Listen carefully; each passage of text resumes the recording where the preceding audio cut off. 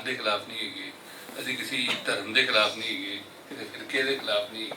और ये नज़र आना चाहिए, यह नहीं सिर्फ कहना चाहिए बल्कि साढ़े नैरेटिव ही नज़र आना चाहिए। असी अक्सर देखते हैं कि साढ़े नैरेटिव के नज़र नहीं आता।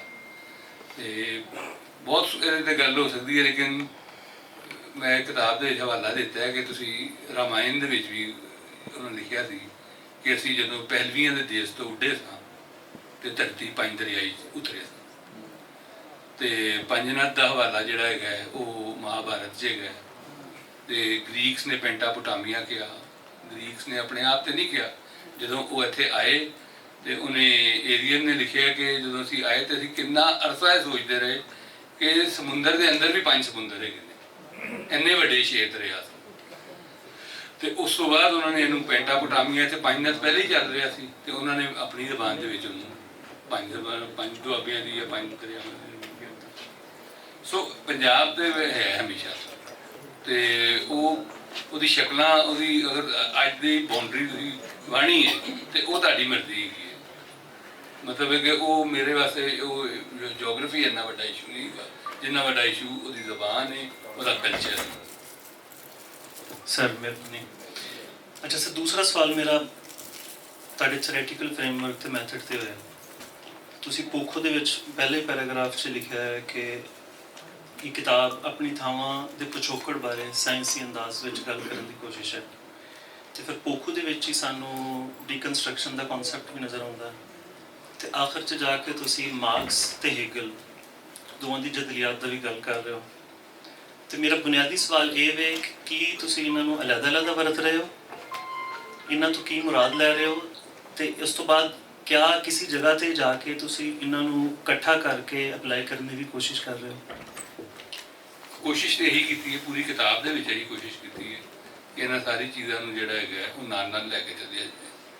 और जोड़े इत्थे जिस आर्किओलॉजिकल रिकॉर्ड है इत्थे जो अंग्रेज़ों का किया काम है वो हर कोई सिर ते चुकी फिरदा। तो जेडी जोड़ा है अपना कलिंगम ਉਹਦੀ ਜਿਹੜੀ ਮਤਲਬ ਕਿ 2 ਨੰਬਰੀਆਂ ਹੈਗੀਆਂ ਨੇ ਉਹਦੇ 'ਤੇ ਵੀ ਗੱਲ ਕੀਤੀ ਹੈ, ਲੇਕਿਨ ਉਹ ਫਿਰ ਉਸੇ ਹਵਾਲੇ ਨਾਲ ਕੀਤੀ ਹੈ। ਉਹਦੀ ਕਿਤਾਬ ਦੇ ਵਿੱਚ ਕਿਸ ਜਗ੍ਹਾ ਦੇ ਉੱਤੇ ਉਹਨੇ ਕੀ ਕਿਹਾ ਔਰ ਕਿਸ ਤਰ੍ਹਾਂ ਉਹਨੇ ਜਿਹੜਾ ਹੈਗਾ ਉਹ ਬ੍ਰਾਹਮੀ ਨੂੰ ਜਿਹੜਾ ਹੈਗਾ ਇੱਥੇ ਦੀ ਲੋਕਲ ਸਕ੍ਰਿਪਟ ਗਿਆ ਔਰ ਖਰੋਸ਼ਟੀ ਨੂੰ ਬਾਹਰਲਾ ਗਿਆ। ਇਹ ਬਾਹਰ ਔਰ ਅੰਦਰ ਦੀ ਖੇਡ ਇੱਕ ਐਸੇ ਜ਼ਮਾਨੇ ਦੇ ਵਿੱਚ ਬਣਾਈ ਉਹਨੇ ਜਦੋਂ ਇੱਥੇ ਜੀਓਗ੍ਰਾਫੀ ਦਾ ਹੈਗਾ ਹੀ ਨਹੀਂ, ਬਾਹਰ ਅੰਦਰ ਦੀ ਖੇਡ ਹੋਈ ਨਹੀਂ ਸਕਦੀ ਔਰ ਸਾਰੇ ਲੋਕ ਹੀ ਇੱਥੇ ਦੇ ਗਏ ਸਨ। ਸੋ ਮੈਂ ਅਪਲਾਈ ਤੇ ਕਰਨ ਦੀ ਕੋਸ਼ਿਸ਼ ਕੀਤੀ। अच्छा सर, तीसरा सवाल जोड़ा वो तुसी क्योंकि 226 वरियां की तारीख दसी है तो फिर तुसी बिल्कुल दूसरी लाइन च ये भी वाज़ेह किया है जो कि रीडर वास्ते एक बहुत अच्छी चीज़ है कि तुसी किताब विच लाहौर दरबार तो 2025 तक की तारीख विचों 94 गल्लां रलाइयां ने। तो ये एक बुनियादी सवाल जोड़ा किसी भी कारी का हो सकता है वो ये वे कि वो की सिलैक्शन क्राइटेरिया है जिहदी बेस से तुसी चोन की है। उस तो बाद अगर मैं किताब के 132 नंबर सफ़े ते फिर जावांगा तो उत्थे तुसी हिस्टरी नूं होलिस्टिक दी गल कर रहे हो, जिथे तुसी इंदिरा गांधी ते वो सारा लाहौर का वाक़या बयान किया है। तो तुसी दस्सिया है कि तारीख विदाउट गैप होनी चाहिए है। एक तो सर सिलैक्शन क्राइटेरिया जिदा भट्टू साहब ने एक किताब तकनी लिखी है तो तकनी मेरे नज़दीक एक क्रिटिकल थेरी का एक टूल है जिहदे च तुसी डाइवर्स व्यू पॉइंट्स तो खलो के चीज़ों वेख सकते हो, तक सकते हो। तो वो तुहाडा व्यू पॉइंट ये की सी, किस तकनी नाल तुसी उहनूं तक्या है तो फिर तुसी इनू ते वो जिहड़ी होलिस्टिक अप्रोच उहनूं किदां रलाओगे? देखो जिहड़े असी इहदे च 94 मैसे वास्ते लिखिया ना कि 94 जिहड़े ने असी वाकियात लिते ने, यह उस तरह की हिस्टरी नहीं हैगी कि तुसी शुरू करो कि बाबर आया, बाबर तो बाद फलां आया, फलां तो बाद हिस्टरी तो फिर तुहानूं एक एक मतलब कि हर वो दसनी पैंदी है। यह नहीं होंदा कि तुसी छाल ला के जोड़ा है मतलब कि गजनवी और गजनवी तो छाल ला के औरंगजेब से आ जाओ, यह नहीं होंदा। या और अकबर से आयो तुहानूं किसी को अकबर पसंद थी, किसी को औरंगजेब पसंद थी, लेकिन हिस्टरी के तुहानूं हर 100 साल अगर तुम बना रहे हो तो हर 100 साल बनाने पैणगे, गैप नहीं होएगा। तो मैं कोशिश तो यह की है कि कुछ वाकियात लिखे ने, जिस तरह तो पहला जोड़ा है चैप्टर वो लाहौर दरबार से है और मैं समझना कि सानू जी चीज़ सानू सिर्फ पंजाब की नहीं ਸਿੰਧੀਆਂ ਦੀ ਤਾਰੀਖ ਦੇ ਵਿੱਚ, ਪਖਤੂਨਾਂ ਦੀ ਤਾਰੀਖ ਦੇ ਵਿੱਚ, ਸਾਨੂੰ ਬਲੋਚਾਂ ਦੀ ਤਾਰੀਖ ਦੇ ਵਿੱਚ, ਅਮੂਮੀ ਤੌਰ ਦੇ ਉੱਤੇ ਇੰਡੀਅਨਸ ਦੀ ਤਾਰੀਖ ਦੇ ਵਿੱਚ ਜਿਹੜੇ ਇੰਡੀਆ ਨੇ ਵੀ ਕੰਮ ਕੀਤੇ ਨੇ, ਜਿਹੜੀ ਗੈਪ ਨਜ਼ਰ ਆਉਂਦਾ ਬਹੁਤ ਵੱਡਾ, ਉਹ ਇਹ ਹੈ ਕਿ ਉਹ ਸਾਨੂੰ ਪ੍ਰੀ ਬ੍ਰਿਟਿਸ਼ ਸਮਾਜ ਦੇ ਉੱਤੇ ਘੱਟ ਗੱਲ ਕਰਦੇ ਨੇ। ਯਾਨੀ ਜਦੋਂ ਤੱਕ ਅਸੀਂ ਪ੍ਰੀ ਬ੍ਰਿਟਿਸ਼ ਸਮਾਜ ਨੂੰ ਸਮਝਾਂਗੇ ਨਹੀਂ, ਸਾਨੂੰ ਆਪਣੇ ਆਪਣੇ ਸਮਾਜ ਦੇ ਵਿੱਚ ਹੋਣ ਵਾਲੀ ਤਬਦੀਲੀਆਂ ਦਾ ਅੰਦਾਜ਼ਾ ਨਹੀਂ ਹੋਏਗਾ। ਸੋ ਇਸ ਵਾਸਤੇ ਉਹ ਪਹਿਲਾ ਚੈਪਟਰ ਲਿਖਿਆ ਕਿ ਤਾਂ ਕਿ ਤੁਹਾਨੂੰ ਥੋੜ੍ਹਾ ਜਿਹਾ ਆਈਡੀਆ ਹੋ ਜਾਏ ਕਿ ਪ੍ਰੀ ਬ੍ਰਿਟਿਸ਼ ਸਮਾਜ ਕੀ ਹੈਗਾ ਸੀ। ਤੁਸੀਂ ਦੇਖੋਗੇ ਉਹਦੇ 'ਚ ਮਤਲਬ ਕਾਬੁਲ ਦਾ ਵੀ ਜ਼ਿਕਰ ਹੈ, ਕੰਧਾਰ ਦਾ ਵੀ, ਲਾਹੌਰ ਦਰਬਾਰ ਦੇ ਨਾਲ ਜਿਹੜੇ ਜਿਨ੍ਹਾਂ ਦੇ ਤਲਕਾਤ ਵੀ ਹੈਗੇ ਸਨ, ਅਤੇ ਬਲੋਚਿਸਤਾਨ ਦਾ ਵੀ ਜ਼ਿਕਰ ਹੈ, ਕਲਾਤ ਦਾ ਖਾਸ ਤੌਰ 'ਤੇ, ਫਿਰ ਤਾਲਪੁਰਾਂ ਦਾ ਜ਼ਿਕਰ ਹੈ।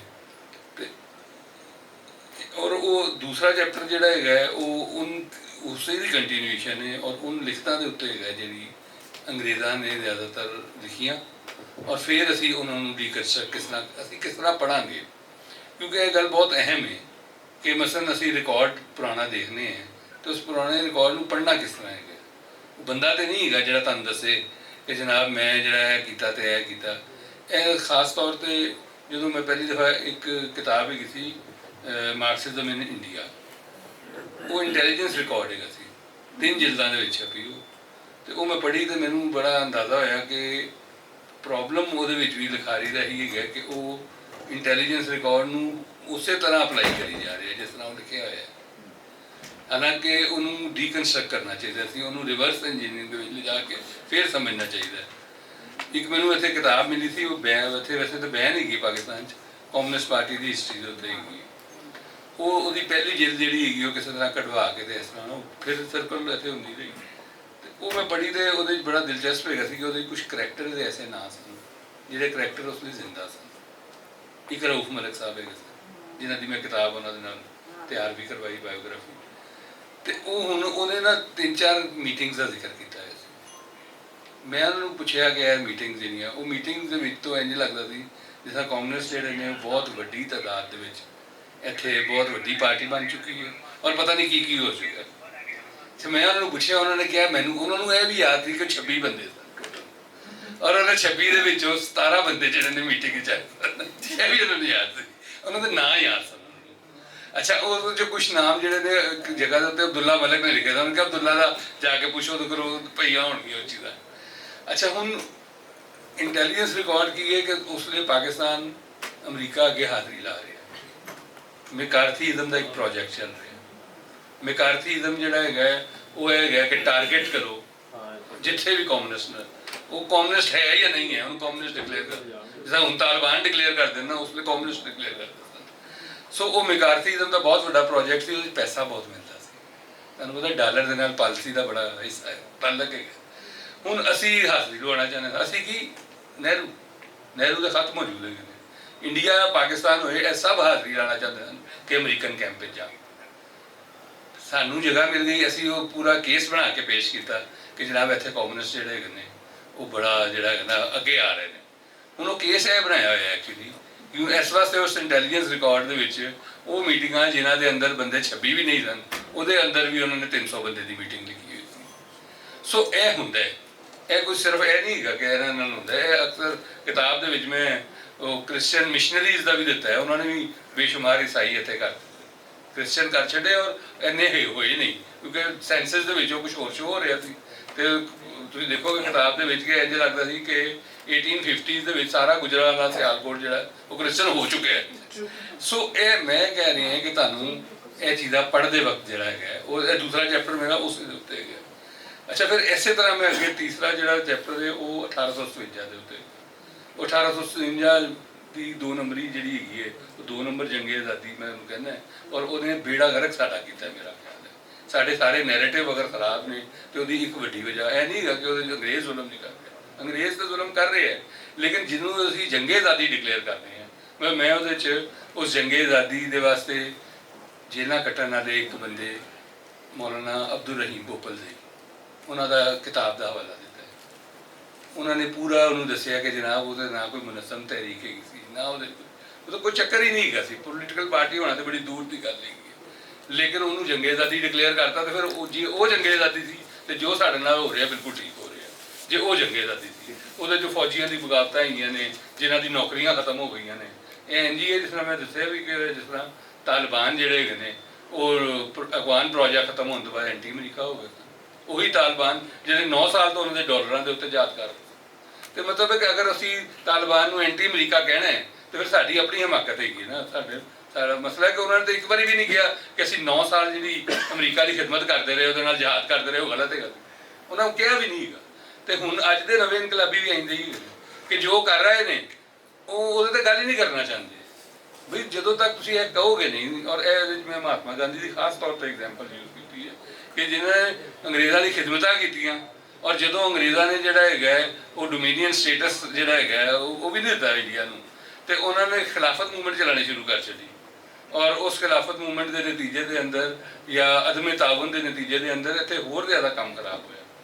ਸੋ ਮਤਲਬ ਹੈ ਕਿ ਇਹ ਮੇਰਾ ਜਿਹੜਾ ਚੈਪਟਰ ਹੈਗਾ ਜਿਹੜਾ 1857 ਦਾ ਹੈਗਾ ਔਰ ਉਸ ਤੋਂ ਬਾਅਦ ਅਗਲਾ ਚੈਪਟਰ ਹੈਗਾ ਜਲਿਆਂਵਾਲਾ ਬਾਗ। ਇਹ ਦੋਨਾਂ ਦਾ ਇੱਕ ਕਨੈਕਸ਼ਨ ਹੈਗਾ ਪੋਲੀਟੀਕਲ ਐਕਟੀਵਿਟੀ ਨੂੰ ਸਮਝਣ ਵਾਸਤੇ ਕਿ ਕਿਸ ਤਰ੍ਹਾਂ ਮਤਲਬ ਅਗਰ ਮੈਂ ਅੱਜ ਵੀ ਸਮਝਣਾ ਕਿ ਅਗਰ ਜਲਿਆਂਵਾਲਾ ਬਾਗ ਦੀ ਤਾਰੀਖ ਨੂੰ ਅਸੀਂ ਜੰਗੇ ਆਜ਼ਾਦੀ ਆਪਣੀ ਮਿੱਥਿਆ ਹੁੰਦਾ ਤੇ ਜ਼ਮੀਨ ਅਸਮਾਨ ਦਾ ਫਰਕ ਪੈਂਦਾ ਕਿਉਂਕਿ ਉਹ ਇੱਕ ਕਾਨੂੰਨ ਦੇ ਜ਼ਾਲਮਾਨਾ ਇਸਤੇਮਾਲ ਦੇ ਖਿਲਾਫ ਰੌਲਟ ਐਕਟ ਉਹੀ ਕਾਨੂੰਨ ਸੀ ਜਿਹਦੇ ਨਾਲ ਅੱਜ ਵੀ ਸਾਰੀ ਗ੍ਰਿਫਤਾਰੀਆਂ ਹੁੰਦੀਆਂ। ਉਹ ਕਾਨੂੰਨ ਹੈਗਾ ਕਿ ਜਿਹੜਾ ਇੰਡੀਆ ਹੋਵੇ ਪਾਕਿਸਤਾਨ ਹੋਵੇ ਹਰ ਜਗ੍ਹਾ ਲਾਗੂ ਹੈਗਾ ਔਰ ਸਾਡੇ ਆਈਨ ਪ੍ਰੋਟੈਕਟ ਕਰਦੇ ਨੇ। ਹੁਣ ਉਹ ਕਾਨੂੰਨ ਦੇ ਖਿਲਾਫ ਜਿਹੜੀ ਤਹਿਰੀਕ ਚੱਲ ਰਹੀ ਸੀ ਉਹਨੂੰ ਮਹਾਤਮਾ ਗਾਂਧੀ ਨੇ ਤਹਿਰੀਕੇ ਖਿਲਾਫਤ ਜੈਸੀ ਮਿਸਲੀਡਿੰਗ ਤਹਿਰੀਕ ਵੱਲ ਲੈ ਗਿਆ। ਉਸ ਤਹਿਰੀਕ ਵੱਲ ਜਿਹੜਾ ਮਤਲਬ ਖਿਲਾਫਤ ਜਿਹੜੀ ਹੈਗੀ ਹੈ ਉਹਨੂੰ ਇੱਕ ਬਹਾਲ ਲੱਗਿਆ ਬਦਬੂਦਾਰ ਬਾਦਸ਼ਾਹ ਤੇ ਵੀ ਖਿਲਾਫਤ ਅਸੀਂ ਕੀ ਕਰਨੀ ਸੀ। ਮੁਸਤਫਾ ਕਮਾਲ ਜਿਹੜਾ ਹੈਗਾ ਉਹ ਵੀ ਸਾਡਾ ਹੀਰੋ ਹੈਗਾ ਔਰ ਖਿਲਾਫਤ ਤਹਿਰੀਕ ਵੀ ਅਸੀਂ ਚਲਾ ਰਹੇ। ਸਾਡਾ ਤੇ ਹਾਲਾਤ ਹੈ ਕਿ ਵੀ ਅਗਰ ਮੁਸਤਫਾ ਕਮਾਲ ਤੇ ਨੇਸ਼ਨ ਸਟੇਟ ਬਣਾ ਰਿਹਾ ਸੀ ਜਾਂ ਤੁਸੀਂ ਨੇਸ਼ਨ ਸਟੇਟ ਬਣਾਉਣ ਵਾਲੇ ਦੀ ਹਮਾਇਤ ਕਰੋ ਜਾਂ ਤੁਸੀਂ ਉਸ ਖਿਲਾਫਤ ਦੀ ਬਹਾਲੀ ਦੀ ਹਮਾਇਤ ਕਰੋ। ਸੋ ਜਿਹੜਾ ਉਸ ਤੋਂ ਬਾਅਦ ਦੇ ਚੈਪਟਰ ਹੈਗੇ ਨੇ ਉਹਦੇ 'ਚ ਮਜ਼ਹਬ ਦਾ ਇਸਤੇਮਾਲ ਹੈਗਾ। ਜਿਹੜਾ ਮਜ਼ਹਬ ਦਾ ਇਸਤੇਮਾਲ ਹੈ ਉਸ ਨੂੰ ਸਮਝਣ ਦੀ ਜ਼ਰੂਰਤ ਹੈਗੀ ਹੈ ਕਿ ਉਹ ਅੰਗਰੇਜ਼ ਜਿਹੜਾ ਹੈਗਾ ਉਹ ਸੈਂਸਸ ਤੋਂ ਸ਼ੁਰੂ ਕੀਤਾ ਉਹਨਾਂ ਨੇ। ਬਲਕਿ ਜਦੋਂ ਪੰਜਾਬ ਦੇ ਉਹਨਾਂ ਦਾ ਕਬਜ਼ਾ ਨਹੀਂ ਵੀ ਹੋਇਆ ਸੀ ਤੇ ਪਹਿਲਾ ਜਿਹੜਾ ਕੰਮ ਸੀ ਉਹਨਾਂ ਨੇ ਮੈਂ ਦਿੱਤੇ ਨੇ ਵਾਲੇ ਕਿ ਪਟਿਆਲਾ ਆਪਣੇ ਲੁਧਿਆਣੇ ਪ੍ਰੈਸ ਤੋਂ ਚੀਜ਼ਾਂ ਛਪਵਾਈਆਂ ਐਂਟੀ ਸਿੱਖ ਏਜੰਡਾ ਇੱਥੇ ਪਹੁੰਚਿਆ ਕਿਉਂਕਿ ਉਹਨਾਂ ਨੂੰ ਪਤਾ ਸੀ ਕਿ ਪੰਜਾਬ ਇੱਕ ਮੁਸਲਿਮ ਫੈਨੋਮੀਨ ਹੈ। ਪੰਜਾਬ ਦੇ ਮੁਸਲਮਾਨਾਂ ਨੂੰ ਨਾਲ ਮਿਲਾਉਣ ਵਾਸਤੇ ਜਾਂ ਦੂਜੇ ਮੁਸਲਮਾਨਾਂ ਨੂੰ ਮਿਲਾਉਣ ਵਾਸਤੇ ਉਹਨਾਂ ਨੇ ਬਕਾਇਦਾ ਚੀਜ਼ਾਂ ਛਪਵਾਈਆਂ ਉਹਨਾਂ ਦੇ ਖਿਲਾਫ ਕਿ ਜੀ ਸਿੱਖ ਜਿਹੜੇ ਹੈਗੇ ਨੇ ਉਹ ਇਹ ਜਿਹੜੀ ਕਹਾਣੀਆਂ ਨੇ ਬਾਅਦ ਜੋ ਸੈਯਦ ਲਤੀਫ ਔਰ ਕਨ੍ਹਈਆ ਲਾਲ ਕੋਲੋਂ ਲਿਖਵਾਈਆਂ ਉਹ ਥੋਟਨ ਕੋਲੋਂ ਲਿਖਵਾਈਆਂ ਇਹੋ ਜਿਹੀ ਬਹੁਤ ਹੀ ਕਹਾਣੀਆਂ ਤੇ ਚੱਲਦੀਆਂ ਨਹੀਂ ਹੈ ਤੇ ਉਹ ਸਾਰਾ ਦਾ ਮਤਲਬ ਕਿ ਉਹਦੇ ਮਜ਼ਹਬ ਦਾ ਇਸਤੇਮਾਲ ਹੈਗਾ ਸੀ ਜਿਹੜਾ ਖੁਦ ਅੰਗਰੇਜ਼ ਕਰ ਰਿਹਾ ਸੀ। ਬਾਕੀ ਦੇ ਬਾਅਦ 'ਚ ਕਰ ਰਹੇ ਤਾਂ ਇਹਨਾਂ ਨੇ ਸ਼ੁਰੂ ਕੀਤਾ। ਤੇ ਉਸ ਤੋਂ ਬਾਅਦ ਜਿਹੜਾ ਚੈਪਟਰ ਹੈ ਪੰਜਾਬ ਦੇ ਉੱਤੇ ਖਾਸ ਤੌਰ ਤੇ ਦੇਖੋ ਉਹ ਪੰਜਾਬ ਦੇ ਉੱਤੇ ਚੈਪਟਰ ਉਹੀ ਹੈ ਜੋ ਅੱਜ ਅਸੀਂ ਬਹਿਸ ਕਰ ਰਹੇ ਹਾਂ ਜਿਹੜੀ ਅਸੀਂ ਗੱਲ ਵੀ ਕਰਾਂਗੇ ਸੂਬਿਆਂ ਦੀ ਉਹ ਸਾਨੂੰ ਸਮਝਣੀ ਪਏਗੀ।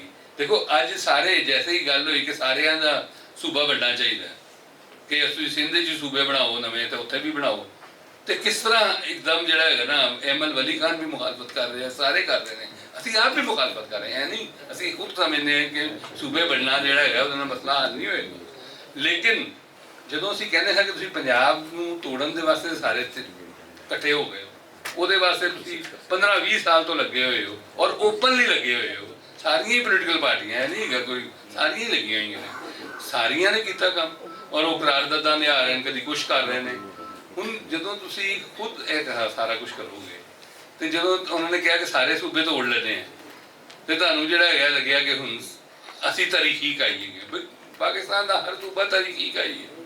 ਅਗਰ ਤੁਸੀਂ ਮਤਲਬ ਹੈ ਕਿ ਸਾਰੇ ਕਦੀਮਾ ਦੇਖਣੇ ਤਾਂ ਹਰ ਜਗ੍ਹਾ ਤੇ ਸਾਰੀ ਕਦੀਮੀ ਤੁਹਾਨੂੰ ਮਿਲਣਗੇ ਮਤਲਬ ਹੈ ਕਿ ਕਿਸ ਤਰ੍ਹਾਂ ਤੁਸੀਂ ਤੈਅ ਕਰੋਗੇ।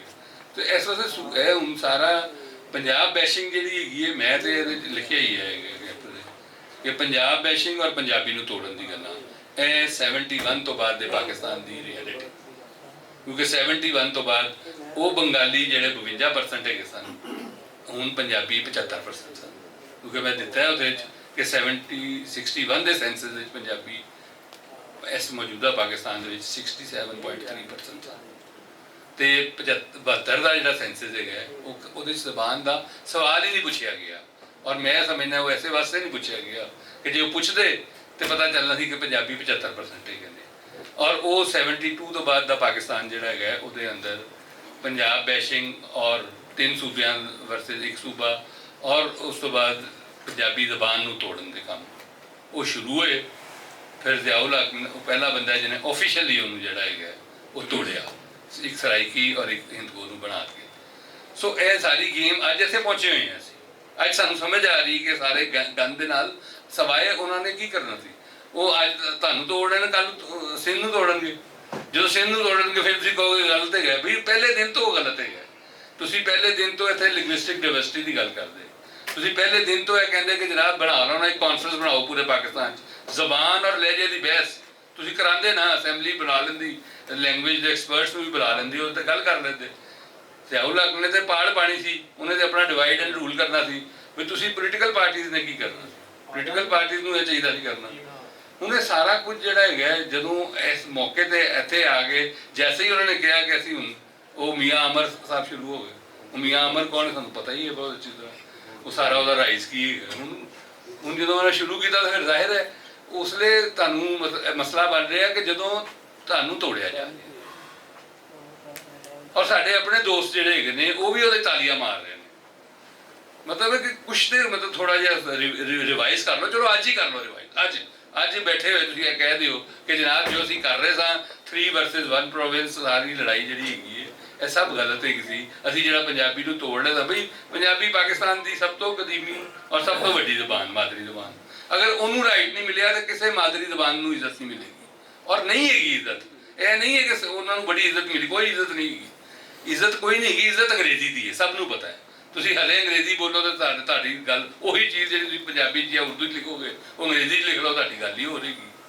ਤੇ ਇਸ ਵਾਸਤੇ ਸਾਨੂੰ ਪਤਾ ਹੈਗਾ ਇਸ ਗੱਲ ਦਾ।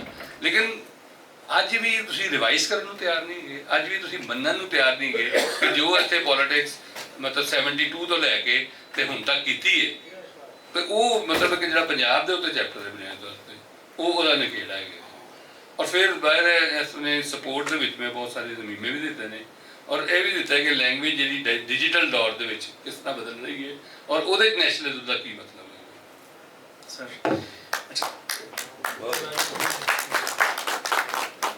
ਤੁਹਾਡੀ ਗੱਲ ਨੂੰ ਅੱਗੇ ਤੋਰਦਿਆਂ ਹੋਇਆ, ਕਿਉਂਕਿ ਤੁਸੀਂ ਦੱਸਿਆ ਕਿ ਇੱਥੇ ਰਿਕਾਰਡਸ ਲੱਭ ਜਾਂਦੇ ਨੇ ਤੇ ਉਹਨੂੰ ਪੜ੍ਹਨਾ ਕਿੱਦਾਂ ਇੱਕ ਸਵਾਲ ਤੇ ਅਗੇਨ ਗੱਲ ਉੱਥੇ ਤਕਨੀ ਤੇ ਆ ਜਾਂਦੀ ਹੈ। ਫਿਰ ਤੇ ਇੱਕ ਤੇ ਮੈਂ ਹੁਣ ਇਹ ਪੁੱਛਣਾ ਚਾਹਾਂਗਾ ਤੇ ਇੱਕ 226 ਵਰਿਆਂ ਤੇ ਜਿਹੜਾ ਤੁਸੀਂ ਲਿਖਿਆ ਤੇ ਇਹਦੇ ਤੇ ਤੁਸੀਂ ਇੱਕ ਥੀਸਿਸ ਬਣਿਆ, ਉਹ ਬੁਨਿਆਦੀ ਥੀਸਿਸ ਇਸ ਕਿਤਾਬ ਦਾ ਕੀ ਹੈ? ਤੇ ਅਗਰ ਮੈਂ ਤਕਨੀ ਤੇ ਵਾਪਸ ਜਾਵਾਂ ਤੇ ਸਵਾਲ ਮੇਰਾ ਇਹ ਵੀ ਹੋਏਗਾ ਕਿ ਥੀਸਿਸ ਪਹਿਲੇ ਹੈ ਕਿ ਤਕਨੀ ਪਹਿਲੇ ਹੈ? ਤੇ ਇਸ ਤੋਂ ਬਾਅਦ ਫਿਰ ਮੈਂ ਅੱਗੇ ਗੱਲ ਤੋਰਾਂਗਾ। ਨਹੀਂ, ਉਹ ਅੰਡਾ ਪਹਿਲੇ ਔਰ ਬੱਚਾ ਉਹ ਬਹਿਸ ਨਾ ਹੀ ਕਰੀਏ। ਦੇਖੋ ਜਿਹੜੀ ਬੁਨਿਆਦੀ ਗੱਲ ਹੈਗੀ ਹੈ ਉਹ ਹੈਗੀ ਹੈ ਕਿ ਅਸੀਂ ਚੀਜ਼ਾਂ ਨੂੰ ਡੀਕਨਸਟਰਕਟ ਨਹੀਂ ਕੀਤਾ। ਇਹ ਇੱਕ ਰਿਐਲਿਟੀ ਹੈ। ਅਸੀਂ ਇਸਲਾਮ ਦੇ ਨਾਂ ਤੇ ਉਹੀ ਬ੍ਰਿਟਿਸ਼ ਪਾਲਿਸੀ ਚਲਾਈ, ਅੱਜ ਵੀ ਚਲਾ ਰਹੇ ਹਾਂ। ਅਸੀਂ ਉਹੀ ਕੁਛ ਕਰ ਰਹੇ ਹਾਂ। ਉੱਥੇ ਮੋਦੀ ਆ ਗਿਆ, ਉਹ ਵੀ ਉੱਥੋਂ ਹੀ ਆਇਆ। ਜਿੱਥੋਂ ਤਾਲਿਬਾਨ ਆਏ ਨੇ ਉੱਥੋਂ ਹੀ ਮੋਦੀ ਆਇਆ। ਸਾਡਾ ਇੱਕ ਪ੍ਰੋਬਲਮ ਹੈ ਕਿ ਕਿਉਂਕਿ ਸਾਨੂੰ ਇੱਥੇ ਪਾਕਿਸਤਾਨ ਬਹੁਤ ਜਦੋਜਹਿਦ ਕਰਨੀ ਪੈਂਦੀ ਹੈ, ਇਸ ਵਾਸਤੇ ਅਸੀਂ ਹਮਸਾਏ ਦੀ ਜਿਹੜੀ ਹੈਗੀ ਨਾ ਉਹ ਕਹਿੰਦੇ ਇੱਥੇ ਬੜਾ ਚੰਗਾ ਹੈਗਾ। ਹਾਲਾਂਕਿ ਸਭ ਤੋਂ ਜਦੋਂ ਤੱਕ ਤੁਸੀਂ ਸਾਊਥ ਏਸ਼ੀਅਨ ਲੈਵਲ ਤੇ ਚੀਜ਼ਾਂ ਨੂੰ ਨਹੀਂ ਦੇਖੋਗੇ ਤੁਹਾਨੂੰ ਆਪਣੇ ਸਟੇਟ ਸਟਰਕਚਰ ਦੀ ਸਮਝ ਨਹੀਂ ਆਏਗੀ। ਬੰਗਲਾਦੇਸ਼ ਸਭ ਤੋਂ ਜ਼ਿਆਦਾ ਉਹਨੇ ਐਸਾ ਕਾਨੂੰਨ ਲੈ ਕੇ ਆਇਆ ਮੁਜੀਬੁਰ ਰਹਿਮਾਨ ਕਿ ਉਹਨੇ ਸਾਰੀ ਜ਼ਬਾਨਾਂ ਬੰਦ ਕਰਤੀਆਂ ਬੰਗਾਲੀ ਤੋਂ ਇਲਾਵਾ। ਮੈਂ ਤੇ ਇੰਟਰਵਿਊ ਵੀ ਕੀਤਾ ਕਮਾਲ ਲੁਹਾਨੀ ਦਾ, ਉਹਨੇ ਕਿਹਾ ਕਿ ਸਾਡੀ ਲਿੰਗੁਇਸਟਿਕ ਡਾਇਵਰਸਿਟੀ ਤੇ ਸਾਡਾ ਇਮਾਨ ਹੀ ਨਹੀਂ ਹੈ ਵੀ ਅਗਰ ਤੁਸੀਂ ਜ਼ਬਾਨ ਨੂੰ ਮੰਨ ਵੀ ਰਹੇ ਹੋ। ਮੈਂ ਹਜ਼ਾਰਾਂ ਪੰਜਾਬੀਆਂ ਦਾ ਚੈਪਟਰ ਦਿੱਤਾ ਇਸ ਵਾਸਤੇ, ਉਹ ਪੜ੍ਹਨ ਵਾਲਾ ਇਸ ਵਾਸਤੇ ਹੈਗਾ ਕਿ ਉਹਦੇ 'ਚ ਪ੍ਰੋਗਰੈਸਿਵ ਜਮਾਤ ਪਾਉਣ ਵਾਲੀ ਜਿਹੜੀ ਅਵਾਮੀ ਨੈਸ਼ਨਲ ਪਾਰਟੀ ਹੈ ਉਹਨ ਲੋਕਾਂ ਨੇ ਕਿਸ ਤਰ੍ਹਾਂ ਜਿਹੜਾ ਹੈਗਾ ਹਜ਼ਾਰਾਂ ਵਾਲਿਆਂ ਨੂੰ ਤਕਸੀਮ ਕੀਤਾ। ਉੱਥੇ ਪੰਜਾਬੀ ਨੂੰ ਖਤਮ ਕਰਨ ਵਾਸਤੇ ਮੁਨਜ਼ਮ ਕੋਸ਼ਿਸ਼ਾਂ ਕੀਤੀਆਂ, ਹਰ ਦਫ਼ਤਰ ਦੇ ਵਿੱਚ ਕੋਸ਼ਿਸ਼ ਕੀਤੀ, ਉਹਨਾਂ ਨੂੰ ਥੱਲੇ ਲਾ ਕੇ ਰੱਖਿਆ। ਔਰ ਵੈਸੇ ਤਾਂ ਸਾਡੇ ਜਨੂਬੀ ਪੰਜਾਬ ਦੇ ਵਿੱਚ ਵੀ ਕੁਝ ਲੋਕਾਂ ਨੇ ਉਹ ਕਰਨ ਦੀ ਕੋਸ਼ਿਸ਼ ਕੀਤੀ, ਉਹ ਤਾਂ ਕਾਮਯਾਬ ਨਹੀਂ ਹੋਏ, ਲੇਕਿਨ ਹਜ਼ਾਰਾਂ ਦੇ ਵਿੱਚ ਉਹ ਕਾਮਯਾਬ ਹੋਏ। ਮਤਲਬ ਉਹਦੇ 'ਚ ਆਪਣਾ KP ਦੇ ਵਿੱਚ, ਔਰ ਉਹਨਾਂ ਨੇ ਹੱਤਾ ਕਿ ਉਹਨਾਂ ਦਾ ਨਾਂ ਤੱਕ ਨਹੀਂ ਸੂਬੇ ਸ਼ਾਮਲ ਕੀਤਾ ਔਰ ਉਹ 25% ਤੋਂ ਜ਼ਿਆਦਾ ਹੈਗੇ ਸਨ। ਅੱਜ ਉਹਨਾਂ ਨੂੰ 3 ਹਿੱਸਿਆਂ 3 ਜ਼ਬਾਨਾਂ 'ਚ ਵੰਡ ਕੇ ਤੇ 8% ਕਰ ਦਿੱਤਾ। ਤੇ ਉਹ ਮਤਲਬ ਸਮਝਣ ਵਾਲੀ ਗੱਲ ਹੈ ਕਿ ਜ਼ਰੂਰੀ ਨਹੀਂ ਕਿ ਜਿਹੜਾ ਜ਼ਬਾਨ ਦਾ ਹਮਾਇਤੀ ਹੋਏ ਉਹ ਵੀ ਤੁਹਾਡਾ ਦੋਸਤ ਹੈਗਾ। ਉਹ ਜ਼ਬਾਨ ਦਾ ਹਮਾਇਤੀ ਹੈ ਲੇਕਿਨ ਉਹ ਜ਼ਬਾਨ ਦੇ ਨਾਂ ਦੇ ਉੱਤੇ ਜੋ ਫਾਸ਼ਿਜ਼ਮ ਕਰਨਾ ਚਾਹੁੰਦਾ ਹੈ ਉਹਦੇ ਲਈ ਤੁਹਾਨੂੰ ਗੱਲ ਕਰਨੀ ਪਏਗੀ। ਅਸੀਂ ਬੜੇ ਚੁੱਪ ਰਹਿੰਦੇ ਹਾਂ ਕਿ ਜੀ ਹਜ਼ਾਰਾ ਵਾਲੇ ਹਮ ANP के खिलाफ नहीं बोलेंगे। मैं खुद 2 साल ANP 'ਚ ਰਿਹਾ, ਮੈਂ ਦੇਖਿਆ ਕਿ ਉਹ ਕਿਸ ਤਰ੍ਹਾਂ ਕਰਦੇ ਨੇ। ਉਹਨਾਂ ਨੂੰ ਇਨਸਾਨ ਹੀ ਨਹੀਂ ਸਮਝਦੇ। ਓਪਨਲੀ ਕਹਿੰਦੇ ਨੇ ਰਣਜੀਤ ਸਿੰਘ ਦੀ ਔਲਾਦ ਹੈਗੀ। ਉਹ ਜਿਹੜਾ ਸੀ ਆਪਣਾ ਕੀ ਨਾਂ ਸੀ ਉਹਦਾ, ਖਾਨ ਅਬਦੁਲ ਕਯੂਮ ਖਾਨ, ਮੈਂ ਉਹਦੇ ਬਹੁਤ ਖਿਲਾਫ ਹੈ। ਖਾਨ ਅਬਦੁਲ ਕਯੂਮ ਖਾਨ ਨੇ ਜਦੋਂ 1945 ਤੱਕ ਉਹ ਗਫਾਰ ਖਾਨ ਦੇ ਨਾਲ ਰਿਹਾ, ਉਹਦੇ ਹੱਕ 'ਚ ਕਿਤਾਬ ਲਿਖੀ। ਜਿਸ ਦਿਨ ਅਲੱਗ ਹੋਇਆ ਉਸ ਤੋਂ ਤੇ ਉਹਨੇ ਕਿਹਾ ਕਸ਼ਮੀਰੀ ਹੈਗਾ। ਯਾਨੀ ਇਹ ਘਟੀਆ ਤਰੀਨ ਕੈਂਪੇਨ ਹੈਗੀ ਹੈ ਕਿ ਤੁਸੀਂ ਕਿਸੇ ਨੂੰ ਉਹਦੀ ਨਸਲ ਪ੍ਰਸਤਾਵਨਾ ਤੰਦੀਮ ਤੁਸੀਂ ਬਣਾ। ਔਰ ਕੌਣ ਹੈਗਾ ਕਹਿ ਰਿਹਾ ਖੁਦਾਈ ਖਿਦਮਤਗਾਰ, ਜਿਹੜਾ ਪੂਰੀ ਦੁਨੀਆ ਦੇ ਖੁਦਾ ਕਹਿ ਰਿਹਾ ਕਿ ਮੈਂ ਅਸੀਂ ਤਾਂ ਇਨਸਾਨੀਅਤ ਦੇ ਪੈਰੋਕਾਰ ਹੈਗੇ ਹਾਂ। ਔਰ ਉਹ ਕਹਿ ਰਿਹਾ, ਔਰ ਇੰਨੀ ਘਟੀਆ ਕੈਂਪੇਨ ਕੀਤੀ। ਹੋਤੀ ਦਾ ਮੈਂ ਬਿਆਨ ਦਿੱਤਾ, ਕਿੰਨੇ ਲੋਕਾਂ ਦਾ ਬਿਆਨ ਦਿੱਤਾ ਕਿ ਜਿਨ੍ਹਾਂ ਨੇ ਮੀਟਿੰਗਾਂ ਦੇ ਵਿੱਚ ਕਿਹਾ ਕਿ ਇਹਨਾਂ ਨੂੰ ਕੱਢ ਦਿਓ, ਇਹ ਰਣਜੀਤ ਸਿੰਘ ਦੀ ਔਲਾਦ ਹੈਗੇ ਨੇ, ਫਲਾਹ ਹੈਗਾ ਫਲਾਹ ਹੈਗਾ। ਔਰ ਇੱਕ ਪ੍ਰੋਗਰੈਸਿਵ ਕਰ ਰਿਹਾ ਹੈ ਗੱਲ। ਮੈਂ ਇਸ ਵਾਸਤੇ ਕਹਿ ਰਿਹਾ ਕਿ ਚਲੋ ਤੁਸੀਂ ਕਹੋ ਜੀ ਮੁਸਲਿਮ ਲੀਗੀ ਨੇ ਕਰਤਾ, ਚਲੋ ਤੁਸੀਂ, ਲੇਕਿਨ ਪ੍ਰੋਗਰੈਸਿਵ, ਔਰ ਅਸੀਂ ਮੰਨਦੇ ਰਹੇ ਇਹਨਾਂ ਨੂੰ। ਮਤਲਬ ਕਿ ਐਸ ਕਿਸਮ ਦੀ ਚੀਜ਼ਾਂ ਜਿਹੜੀਆਂ ਹੈਗੀਆਂ ਜਦੋਂ ਹੋਣਗੀਆਂ ਤੇ ਫਿਰ ਉਹਦਾ ਨਤੀਜਾ ਫਿਰ ਇਹੀ ਨਿਕਲੇਗਾ ਜੋ ਨਿਕਲ ਰਿਹਾ। ਮੈਂ ਤਾਂ ਗੱਲ ਵੀ ਕਿਹਾ ਕਿ ਜੋ ਕੁਛ ਹੋਇਆ ਹੈ, ਜੋ ਸਾਡੇ ਇੱਥੇ ਪਿਛਲੇ 5-6 ਸਾਲ 'ਚ ਹੋਇਆ ਹੈ, ਉਹ ਉਹਦੀ ਕੰਟੀਨਿਊਟੀ। ਜੀ ਨੈਣ ਸੁਖੋਰਾਂ ਨੂੰ ਮੈਂ ਗੁਜ਼ਾਰਿਸ਼ ਕਰਾਂਗਾ ਕਿ ਇਸ ਕਿਤਾਬ ਦੇ ਥੀਸਿਸ ਤੇ ਤਕਨੀ ਦੇ ਉੱਤੇ ਆਪਣੀ ਰਾਏ ਦਾ ਇਜ਼ਹਾਰ ਕਰਨ।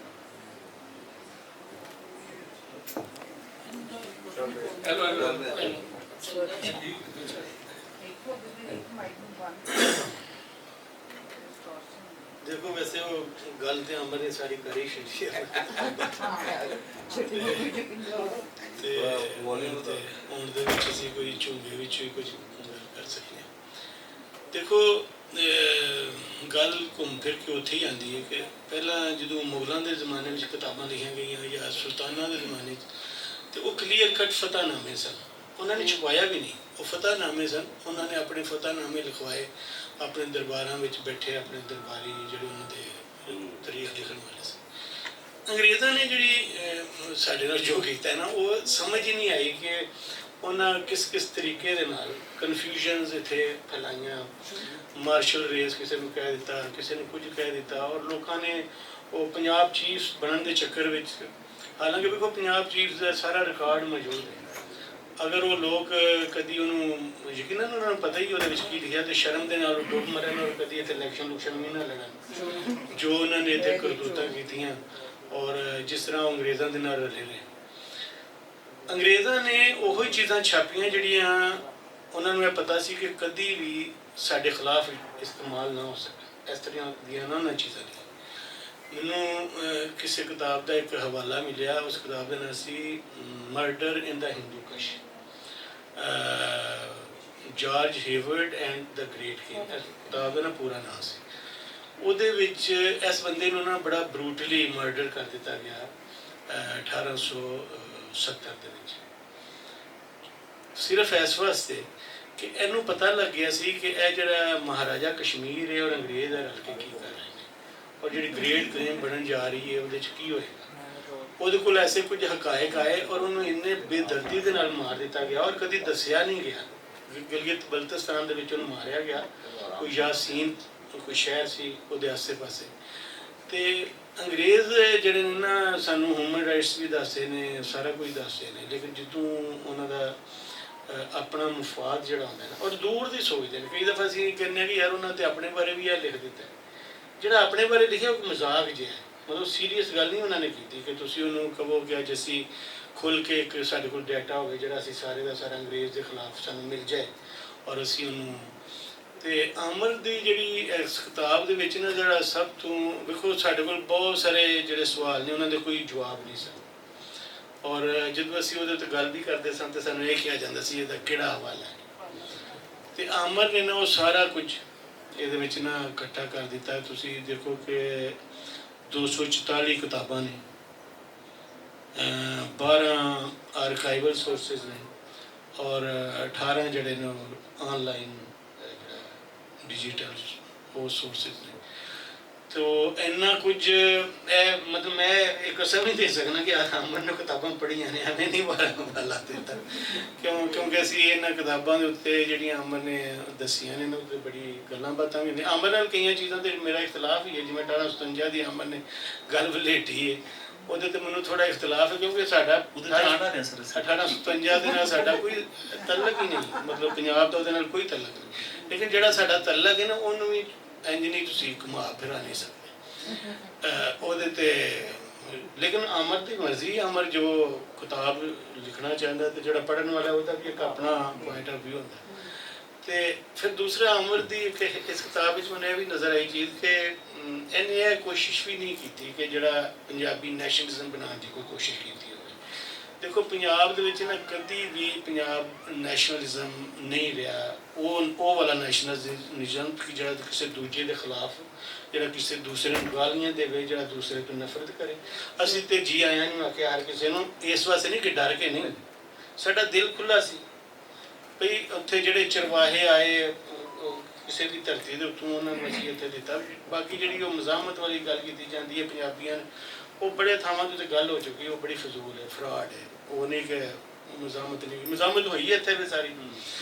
ਤੇ ਦੂਸਰਾ ਇਹ ਵੀ ਕਿ ਇਹ ਕਿਤਾਬ ਲਿਖਣੀ ਬੜੀ ਔਖੀ ਸੀ ਅਮਰ ਵਾਸਤੇ, ਮੈਂ ਸਮਝਾਂ ਕਿ ਕਿਉਂਕਿ ਸਾਡੇ ਕੋਲ ਨਾ ਬਹੁਤ ਸਾਰੀ ਜਿਹੜੀ ਇਲਮੀ ਟਰਮੀਨੋਲੋਜੀ ਹੈ ਨਾ ਸਾਡੇ ਕੋਲ ਪੰਜਾਬੀ, ਕਿਉਂਕਿ ਇਲਮੀ ਜ਼ੁਬਾਨ ਨਹੀਂ ਸਾਡੀ ਬਣੀ, ਨਾ ਦਰਬਾਰੀ ਜ਼ੁਬਾਨ ਬਣੀ ਕਦੀ, ਤੇ ਇਹਦੇ ਵਿੱਚ ਬਹੁਤ ਸਾਰੀ ਟਰਮੀਨੋਲੋਜੀ ਜਿਹੜੀ ਇਸਤੇਮਾਲ ਹੁੰਦੀ ਹੈ ਨਾ ਉਹ ਕੋਈ ਨਹੀਂ ਸੀ। ਉਹਦੇ ਵਿੱਚ ਬਹੁਤ ਸਾਰੀ ਇਹਨੇ ਅਮਰ ਨੇ ਆਪਣੇ ਤੌਰ ਦੇ ਉੱਤੇ, ਹਾਲਾਂਕਿ ਲਿੰਗੁਇਸਟਿਕਸ ਦੇ ਨਾਲ ਤੇ ਅਮਰ ਦਾ ਕੋਈ ਤਾਲੁਕ ਨਹੀਂ, ਲੇਕਿਨ ਇਹਨੇ ਆਪਣੇ ਤੌਰ ਦੇ ਉੱਤੇ ਕਾਫੀ ਕੋਸ਼ਿਸ਼ ਕੀਤੀ ਉਸ ਜ਼ੁਬਾਨ ਨੂੰ ਬਣਾਉਣ ਦੀ।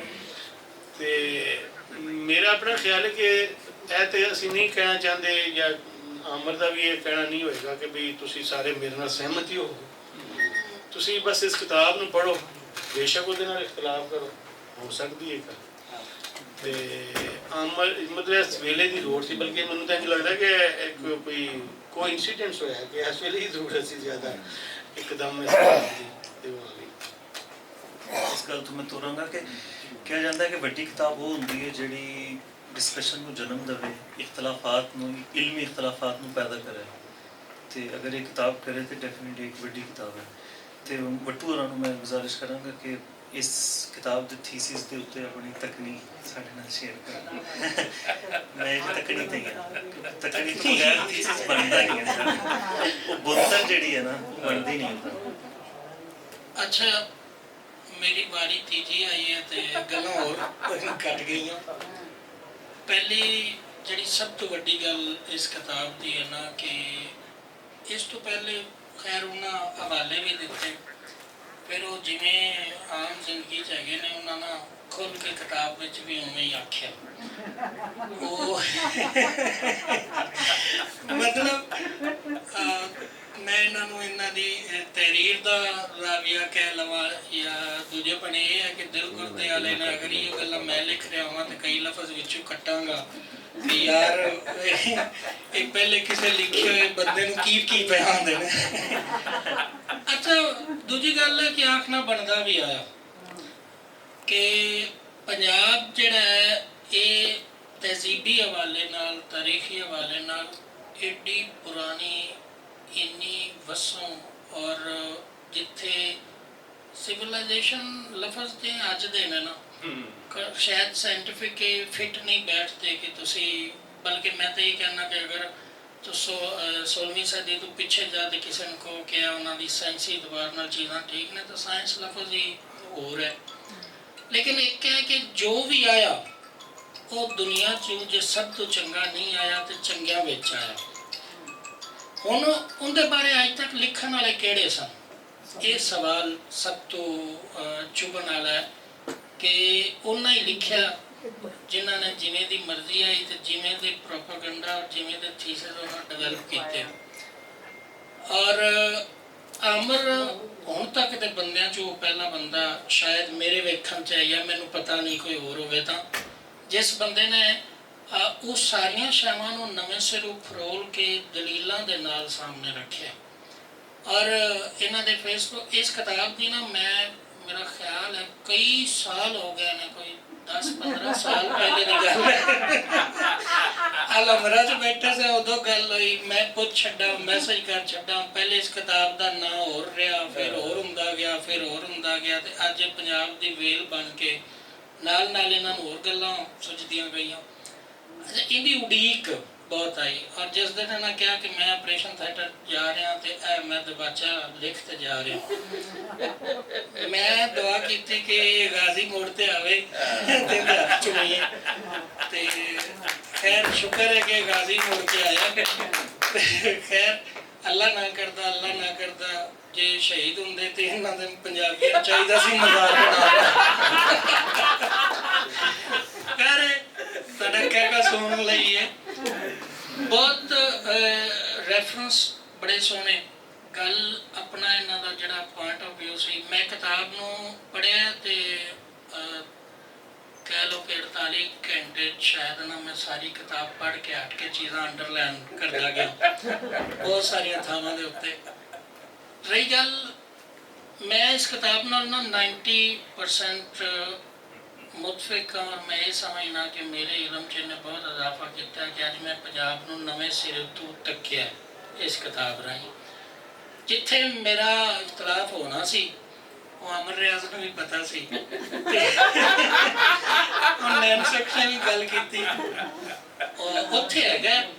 ਮੇਰੇ ਖਿਆਲ ਉਹਦੇ ਗੱਲ ਕਰਨ ਦੀ ਲੋੜ ਨਹੀਂ ਹੈਗੀ ਤੇ ਲੇਕਿਨ ਉਹ ਬਿਲਕੁਲ ਸ਼ਾਇਦ ਅਮਰ ਰਿਆਜ਼ ਹੁਣ ਉੱਥੇ ਬੈਠਾ ਕਹਿੰਦੇ ਪਏ ਸਨ ਨਾ ਕਿ ਡਾਕਟਰ ਖਾਲਦ ਨੂੰ ਕਿ ਮੈਂ ਲਾਹੌਰੀ ਹਾਂ ਤੇ ਤੁਸੀਂ ਬਾਹਰ ਦੇ ਹੋ।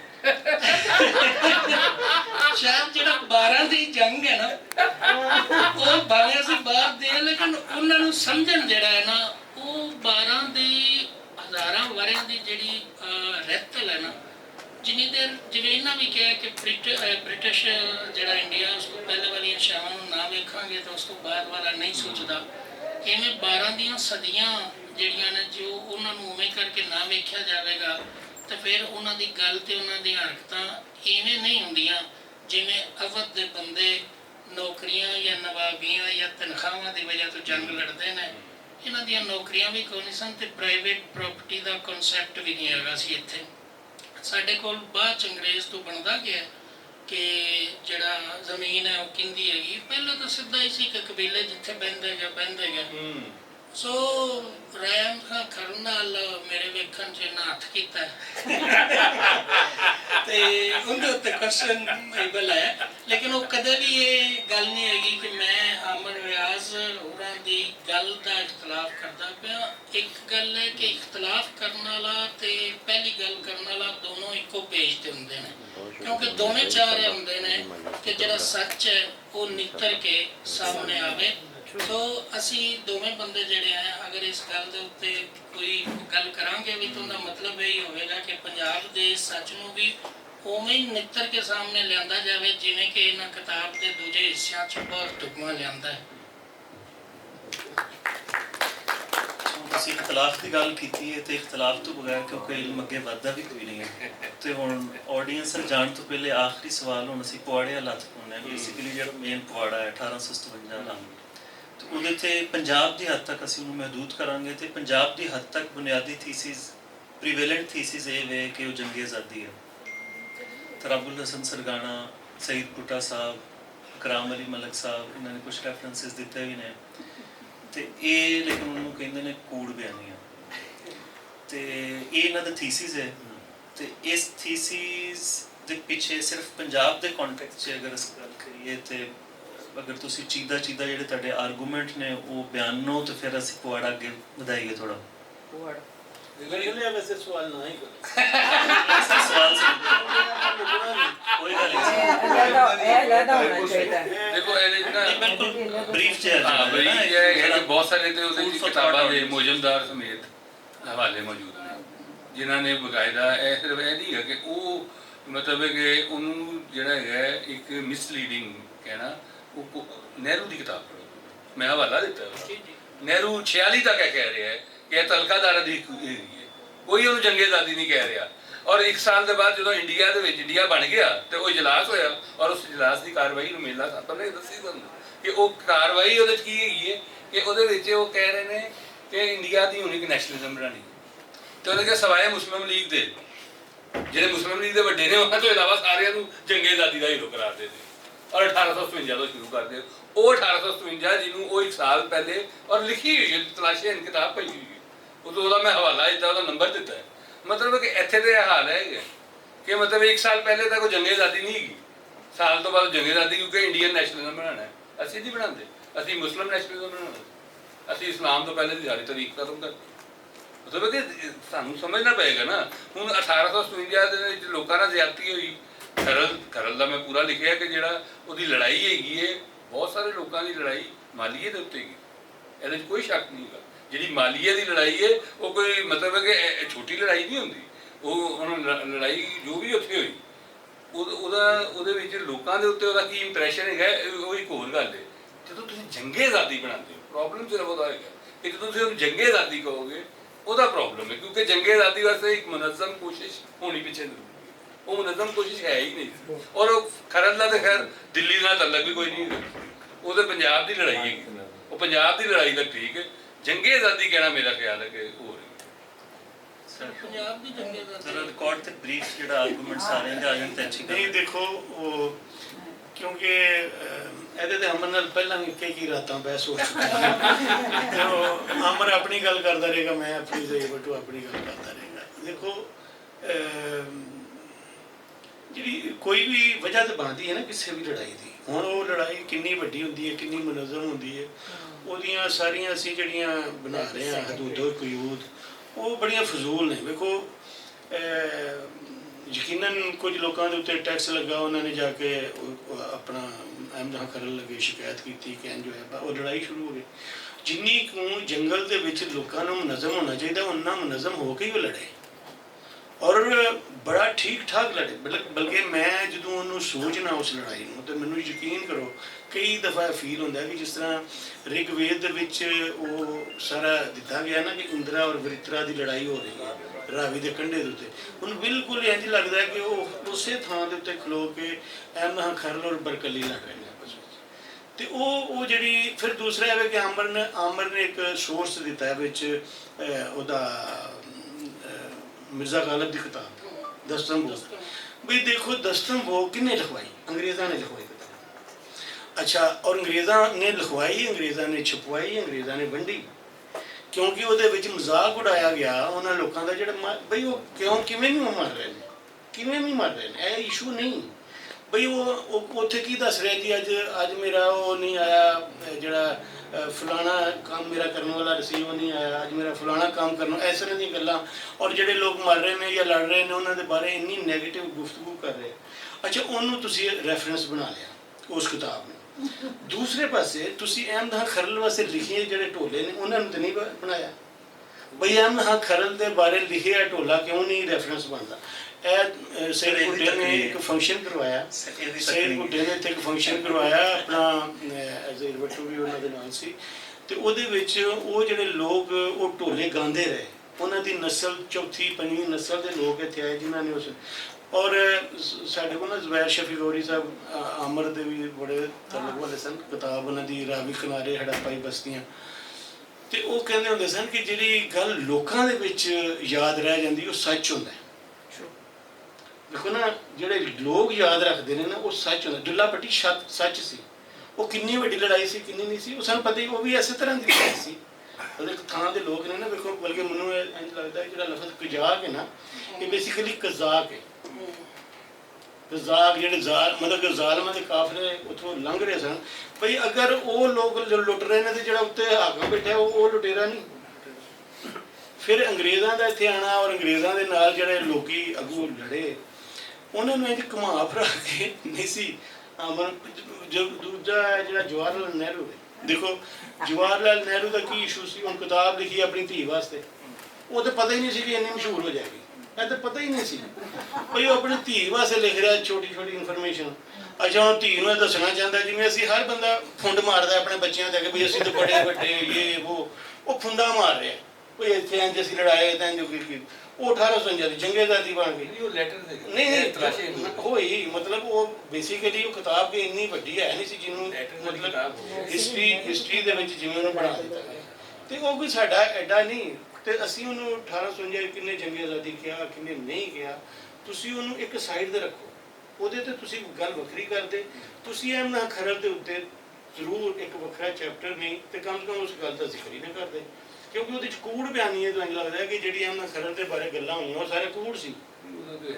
ਨਹੀਂ ਉੱਥੋਂ ਇੰਝ ਹੀ ਤਾਸਰ ਇਹੀ ਮਿਲਦਾ ਨਾ 1850 ਤੁਸੀਂ ਲਿਖਿਆ ਜੰਗੇ ਆਜ਼ਾਦੀਆਂ ਤੇ ਕੂੜ ਬਿਆਨ, ਉਹਦਾ ਐਗਜ਼ੈਕਟ ਹੈ ਤੇ ਜੰਗੇ ਆਜ਼ਾਦੀਆਂ ਸਾਰੀਆਂ, ਹੋਰ ਕਿਹੜੀ 1850 ਵਾਲੀ ਜਿਹੜੀ ਦਿੱਲੀ ਵਾਲੀ ਹੈ ਤੇ ਬਾਕੀ ਕਿਹੜੀਆਂ ਜਿਹੜੇ ਕੂੜ ਬਿਆਨੀ, ਔਰ ਤੁਸੀਂ ਥਾਂ ਥਾਂ ਤੇ ਜ਼ਿਕਰ ਨਹੀਂ ਕੀਤਾ।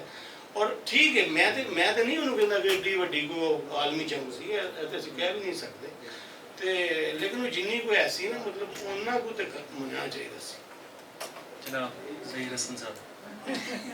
ਲੇਕਿਨ ਅੱਜ ਗੱਲਾਂ ਅੱਜ ਕਿਤਾਬ ਦੀਆਂ ਸਿਫਤਾਂ ਹੀ ਹੋਣ ਤੇ ਠੀਕ ਹੈ।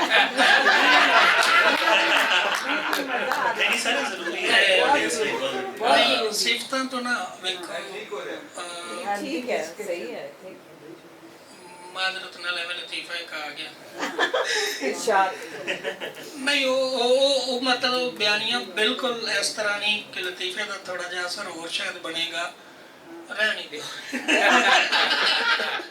ਅੱਛਾ ਜਿਹੜਾ 1857 ਹੈ ਨਾ, ਪਹਿਲੀ ਗੱਲ ਢੋਲਿਆਂ ਲਈ ਨੈਣ ਸੁਖਰਾਂ ਕੀਤੀ।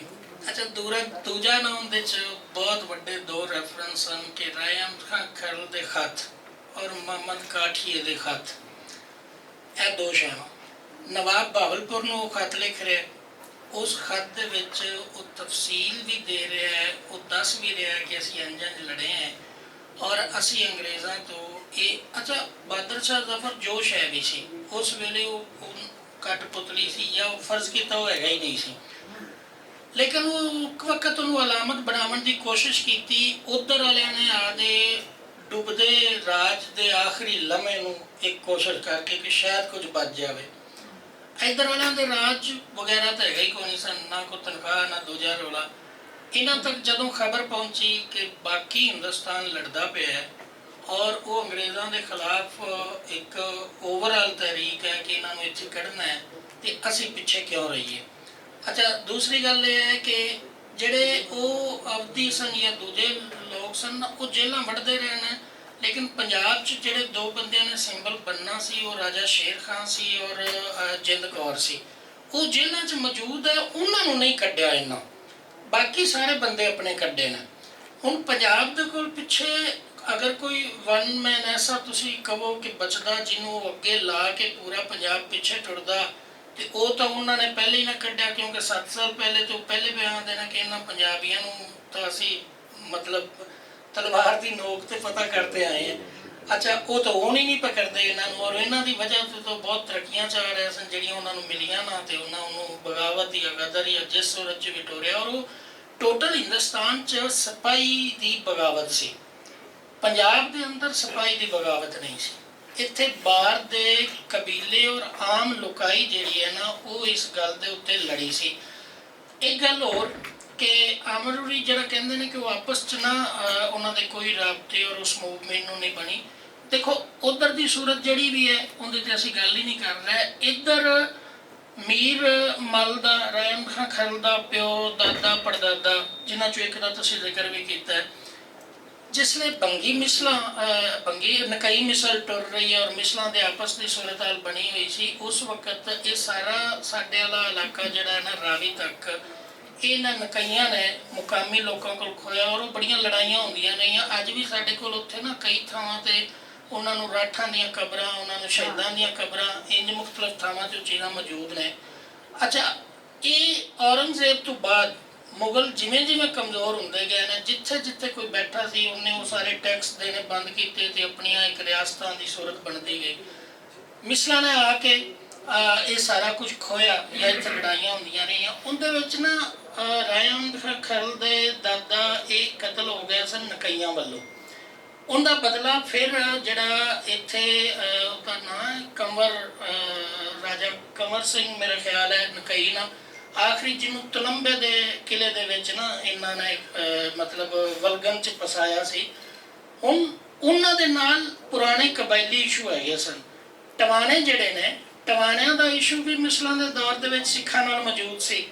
ਅੱਛਾ ਜਿਨ੍ਹਾਂ ਲੋਕਾਂ ਨੇ ਇੱਥੇ ਗੱਦਾਰੀ ਦੀਆਂ ਦੂਜੀਆਂ ਸੂਰਤਾਂ ਕੀਤੀਆਂ, ਮਸਲਨ ਉਹ ਲੰਗੜਿਆਲ ਹੋਵਨ, ਗਰਦੇਜ਼ੀ ਹੋਵਨ, ਮਖਦੂਮ ਹੋਵਨ, ਖਰਲਾਂ ਦਾ ਇੱਕ ਪਾਸਾ ਹੋਵੇ ਜਾਂ ਸਾਡੇ ਰਾਜਾ ਸਾਹਿਬਾਨ ਪਿੰਡੀ ਵਾਲੇ ਹੋਵਨ, ਇਹ ਸਾਰੇ ਜਿਹੜੇ ਨੇ ਨਾ ਇਹ ਸਨ ਕਿ ਜਿੱਥੇ ਪੁਰਾਣੀ ਦੌਰ ਟੁੱਟਦਾ ਭੱਜਦਾ ਜਾਂਦਾ ਸੀ ਤੇ ਆਪਣੀਆਂ ਨਵਾਬੀਆਂ ਔਰ ਬਾਕੀ ਸ਼ਾਵਾਂ ਬਣਾਉਂਦਿਆਂ ਹੋਇਆਂ ਨਵੀਂ ਗੌਰਮੈਂਟ ਨਾਲ ਮੋਢਾ ਲਾਵਣ। ਔਰ ਰਣਜੀਤ ਸਿੰਘ ਜਦੋਂ ਫੌਤ ਹੋਇਆ, ਰਣਜੀਤ ਸਿੰਘ ਤੋਂ ਲੈ ਕੇ ਪੰਜਾਬ ਦੇ ਉੱਤੇ ਕਬਜ਼ੇ ਤਾਈਂ ਉਹ ਜਿਹੜੇ ਦਰਮਿਆਨ ਦੇ ਸਾਲ ਸਨ ਉਹ ਇੱਕ ਵਾਰੀ ਫਿਰ ਤਬਾਹੀ ਦੇ ਸਾਲ ਸਨ ਪੰਜਾਬ 'ਤੇ, ਕਿਉਂਕਿ ਰਣਜੀਤ ਸਿੰਘ ਤੋਂ ਬਾਅਦ ਮਿਸਲਾਂ ਨੇ ਰੰਗ ਔਰ ਅੰਗਰੇਜ਼ਾਂ ਦੀਆਂ ਸਾਜ਼ਿਸ਼ਾਂ ਦੇ ਨਾਲ ਨਵੇਂ ਰੋਲੇ ਪਏ, ਬਹੁਤ ਸਾਰੇ ਰਾਜੇ ਮਾਰੇ ਗਏ। ਇਹ ਮਿਸਲਾਂ ਦੀ ਉਹ ਸਰਦਾਰ ਮਗਰ ਸਨ ਜਿਨ੍ਹਾਂ ਇੱਕ ਦੂਜੇ ਦੀਆਂ ਲੱਤਾਂ ਲੁੱਤਾਂ ਖਿੱਚੀਆਂ। ਉਸ ਟਾਈਮ ਪਰ ਲਾਹੌਰ ਦਰਬਾਰ ਜਿਹੜਾ ਇੱਕ ਵਾਰੀ ਫਿਰ ਕਮਜ਼ੋਰ ਹੋਣਾ ਸ਼ੁਰੂ ਹੋ ਗਿਆ ਸੀ। ਉਸ ਅਫਰਾ ਤਫਰੀ ਤੋਂ ਬਾਅਦ ਜਦੋਂ ਆਮ ਆਵਾਮ ਨੂੰ ਨਜ਼ਰ ਆ ਰਿਹਾ ਸੀ ਕਿ ਹੁਣ ਜਿਹੜਾ ਲਾਹੌਰ ਦਰਬਾਰ ਹੈ ਉਸ ਤਰ੍ਹਾਂ ਨਹੀਂ, ਔਰ ਨਵੀਂ ਗੌਰਮੈਂਟ ਔਰ ਇੱਕ ਚੇਂਜ ਆਉਂਦਾ ਪਿਆ, ਉਸ ਚੇਂਜ 'ਚ ਨਵਾਬ ਮਮਦੋਟ ਦਾ ਇੱਕ ਖਤ ਮੌਜੂਦ ਹੈ ਜਿਹੜਾ ਰਾਏ ਅਹਿਮਦ ਖਾਂ ਖਰਲ ਵੱਲ ਆਇਆ, ਔਰ ਰਾਏ ਅਹਿਮਦ ਖਾਂ ਖਰਲ ਨੇ ਆਪਣੇ ਦੂਜੇ ਕਬੀਲਿਆਂ ਸਾਰਿਆਂ ਨਾਲ ਮਿਲ ਕੇ ਉਹਦੇ ਜਵਾਬ ਵੀ ਦਿੱਤੇ। ਉਹ ਖਤ ਵੀ ਹਾਲੇ ਤੱਕ ਮੌਜੂਦ ਹੈ ਔਰ ਉਹ ਮੇਰੇ ਕੋਲ ਵੀ ਹੈਗਾ ਹੈ, ਉਹਦੀ ਟ੍ਰਾਂਸਲੇਸ਼ਨ ਔਰ ਉਹ ਫਾਰਸੀ ਵਰਜਨ 'ਚ ਵੀ ਮੌਜੂਦ ਹੈ। ਅੱਛਾ, ਇਸ ਤੋਂ ਬਾਅਦ ਯਾਨੀ ਉਹ ਪਹਿਲੇ 1849 ਤੋਂ ਲੈ ਕੇ 57 ਦੇ ਦਰਮਿਆਨ ਇਹ ਸਾਰੇ ਨਿਜ਼ਾਮ ਠੀਕ ਚੱਲਣਾ ਚਾਹ ਰਿਹਾ ਸੀ। ਇਹ ਗੱਲ ਤੁਹਾਡੀ ਠੀਕ ਹੈ। ਅੱਛਾ, ਜਦੋਂ ਸੂਰਤ-ਹਾਲ ਬਦਲਣੀ ਸ਼ੁਰੂ ਹੋਈ, ਵੇਖੋ ਜੇ ਜਲਿਆਂਵਾਲਾ ਬਾਗ ਦੇ ਅੰਦਰ ਇੱਕ ਕਾਨੂੰਨ ਸਾਹਮਣੇ ਆਉਂਦਾ ਔਰ ਉਸ ਕਾਨੂੰਨ ਦਾ ਰਿਐਕਟ ਹੈ ਤਾਂ ਡਾਕੂਮੈਂਟੇਸ਼ਨ ਦਾ ਕਾਨੂੰਨ ਹੈ।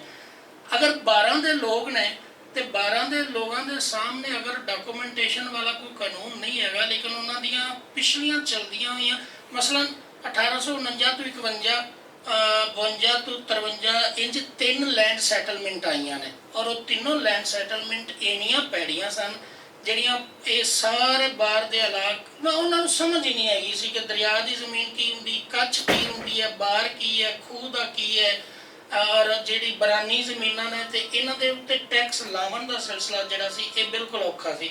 ਸੈਕੰਡ ਇਹ ਸੀ ਕਿ ਪਹਿਲੇ ਜਿਹੜੀ ਟੈਕਸ ਲਿਆ ਜਾਂਦਾ ਸੀ ਉਹ ਖੜੀ ਫਸਲ ਦਾ ਲਿਆ ਜਾਂਦਾ ਸੀ, ਔਰ ਜਿਹੜਾ ਨਕਦ ਟੈਕਸ ਸੀ ਉਹ ਸਿਰਫ ਚੰਦ ਐਸੀਆਂ ਫਸਲਾਂ ਸਨ ਜਿਵੇਂ ਕਈ ਇਲਾਕਿਆਂ 'ਚ ਜ਼ਾਫਰਾਨ ਜਾਂ ਸਾਡੇ ਕੋਲ ਕੋਈ ਤੰਬਾਕੂ ਹੈ, ਰੰਜ ਦੀਆਂ ਸ਼ੈਵਾਂ, ਉਹਨਾਂ ਟੈਕਸ ਲਾਇਆ। ਖੜੀ ਫਸਲ ਰਣਜੀਤ ਸਿੰਘ ਔਰ ਮੁਲਤਾਨ ਦੇ ਜਿਹੜੇ ਗਵਰਨਰ ਸਨ ਉਹ ਇੰਜ ਹੁੰਦਾ ਸੀ, ਖੜੀ ਫਸਲ ਦੇ ਵਿੱਚੋਂ ਕਹਿ ਦੇਣਾ ਕਿ ਇੰਨਾ ਹਿੱਸਾ ਜਿਹੜਾ ਹੈ ਇਹ ਹੋਇਆ ਕਿਸਾਨ ਦਾ, ਇੰਨਾ ਹਕੂਮਤ ਦਾ। ਉਸ ਤੋਂ ਬਾਅਦ ਉਸ ਫਸਲ ਦੀ ਵਢਾਈ ਗਾਈ ਸਾਰਾ ਕੁਝ, ਉਹਦੀ ਮਜ਼ਦੂਰੀ ਵੀ ਕਿਸਾਨ ਨੂੰ ਮਿਲ ਜਾਂਦੀ ਸੀ। ਪਲੱਸ ਅਗਰ ਸਲਾਬ ਆ ਗਿਆ, ਕੋਈ ਤਬਾਹੀ ਆ ਗਈ ਹੈ ਤੇ ਗੌਰਮੈਂਟ ਦਾ ਵੀ ਗਿਆ, ਕਿਸਾਨ ਦਾ ਵੀ ਗਿਆ। ਇਹਨਾਂ ਨਕਦ ਲਾ ਦਿੱਤਾ। ਹੁਣ ਨਕਦ ਦੇ ਵਿੱਚ ਕੀ ਹੋਇਆ ਕਿ ਜੋ ਕੁਝ ਮਰਜ਼ੀ ਹੋਵੇ ਕਿਸਾਨ ਤਾਂ ਦੇਣਾ ਹੀ ਦੇਣਾ ਹੈ। ਨਹਿਰੀ ਨਿਜ਼ਾਮ ਤਬਾਹ ਹੋ ਗਿਆ, ਬਾਕੀ ਸਹੂਲਤਾਂ, ਫਿਰ ਟੈਕਸ ਪੁਲਟਾ। ਇਹਨੂੰ ਤੁਸੀਂ ਕਿਹਾ ਕਾਨੂੰਨ ਦੀ ਸ਼ਕਲ ਨਹੀਂ ਵੇਖਦੇ ਕਿ ਇਹ ਉਹ ਹੀ ਕਾਨੂੰਨ ਨੇ ਜਿਨ੍ਹਾਂ ਨੂੰ ਰਿਐਕਟ ਕੀਤਾ ਸੀ ਮੁਕਾਮੀ ਲੋਕਾਂ ਨੇ। ਅੱਛਾ, ਫਿਰ ਉਹਦਾ ਕਬਾਇਲਿਆਂ ਨਾਲ ਮਿਲਣਾ, ਜਿਨ੍ਹਾਂ ਪੁਰਾਣੇ ਦਾੜੇ ਪੈਂਦੇ ਸਨ 12 ਦੇ ਵਿੱਚ ਕਿ ਚਨਾਰ, ਰਾਵੀ ਔਰ ਸਤਲੁਜ ਦੇ ਲੋਕ ਇੱਕ ਦੂਜੇ ਤੇ ਹਮਲੇ ਕਰਕੇ ਇੱਕ ਦੂਜੇ ਨੂੰ ਦੱਸ ਕੇ ਆਪਣਾ ਮਾਲ ਖੋਹਦੇ ਸਨ, ਔਰ ਇਹ ਪੁਰਾਣੇ ਸਿਸਟਮ 'ਚ ਬਹਾਦਰੀ ਹੁੰਦੀ ਸੀ। ਇਹ ਮਤਲਬ ਇਹ ਕੋਈ ਐਜਾ ਨਹੀਂ। ਲੇਕਿਨ ਜਦੋਂ ਇਹ ਜੰਗ ਦੀ ਸੂਰਤ ਆਈ ਹੈ ਤੇ ਇਹ ਸਾਰੇ ਲੋਕ ਉਹਨਾਂ ਦੁਸ਼ਮਣਾਂ ਦੇ ਬੂਹੇ ਤੇ ਵੀ ਗਏ ਸਨ ਜਿਨ੍ਹਾਂ ਨੇ ਬੰਦੇ ਮਾਰੇ ਜਾਂ ਮਰਵਾਏ ਹੋਏ ਸਨ ਇੱਕ ਦੂਜੇ ਕੋਲ। ਉਹਨੂੰ ਮੈਂ ਸਮਝਦਾ ਕਿ ਉਹ ਮੂਵਮੈਂਟ ਤਾਂ ਪੂਰੀ ਚਲਦੀ ਵੀ ਜਿੰਨਾ ਨੈਨ ਸੁਪੀਰਾ ਵੀ ਹਵਾਲਾ ਦਿੱਤਾ ਹੈ। ਅੱਛਾ, ਹੁਣ ਤਲੰਬੇ ਤੋਂ ਲੈ ਕੇ ਲਾਹੌਰ ਤੱਕ ਅਗਰ ਅੰਗਰੇਜ਼ ਰਿਪੋਰਟਸ, ਅੱਛਾ ਮੈਂ ਰਿਪੋਰਟਸ ਤੋਂ ਮੁਰਾਦ ਮਿਊਟਨੀ ਉਹ ਰਿਕਾਰਡ ਨਹੀਂ ਲੈ ਰਿਹਾ ਜਿਹੜਾ ਛਪਿਆ ਹੋਇਆ।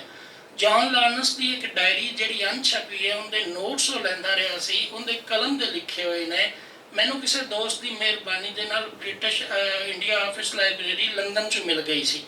ਮੈਂ ਇਹ ਚੀਜ਼ਾਂ ਦੀ ਉੱਥੋਂ ਗੱਲ ਕਰ ਰਿਹਾ, ਯਾਨੀ ਉਹ ਚੀਜ਼ਾਂ ਤੇ ਢੋਲੇ ਸੇਮ ਟੂ ਸੇਮ ਨੇ, ਲੇਕਿਨ ਇਹਨਾਂ ਦੀਆਂ ਛਪੀਆਂ ਹੋਈਆਂ 1858 ਦੀਆਂ ਤਾਰੀਖਾਂ ਔਰ ਉਸ ਤੋਂ ਬਾਅਦ ਵਾਲਾ ਜਿਹੜਾ ਲਿਖਤੀ ਰੂਪ ਹੈ ਉਹ ਬਿਲਕੁਲ ਵੱਖਰਾ ਹੈ। ਯਾਨੀ ਇਹਨਾਂ ਛਾਂਟੀ ਕਰਕੇ ਇੰਜ ਕਰਕੇ ਕੀਤਾ ਕਿਉਂਕਿ ਕੰਪਨੀ ਦੀਆਂ ਜਿੰਨਾ ਸੀ ਨਾ ਬੋਰਡ ਆਫ ਡਾਇਰੈਕਟਰਸ ਉਹ ਤਾਂ ਲੰਡਨ 'ਚ ਬੈਠੇ ਸਨ। ਸੈਕੰਡ ਇਸ਼ੂ ਇਹ ਸੀ ਕਿ ਲੰਡਨ 'ਚ ਬੈਠੀਆਂ ਹੋਈਆਂ ਜਿਹੜੀਆਂ ਸਿਆਸੀ ਪਾਰਟੀਆਂ ਮੁਖਤਲਫ ਸਨ ਉਹ ਰੋਜ਼ ਉਹਨਾਂ ਦੀ ਉੱਥੇ ਬਹਿਸਾਂ ਹੁੰਦੀਆਂ ਸਨ ਕਿ ਤੁਹਾਡੀਆਂ ਬਣਾਈਆਂ ਹੋਈਆਂ ਕੰਪਨੀਆਂ ਉੱਥੇ ਕੀ ਕਰ ਰਹੀਆਂ ਨੇ।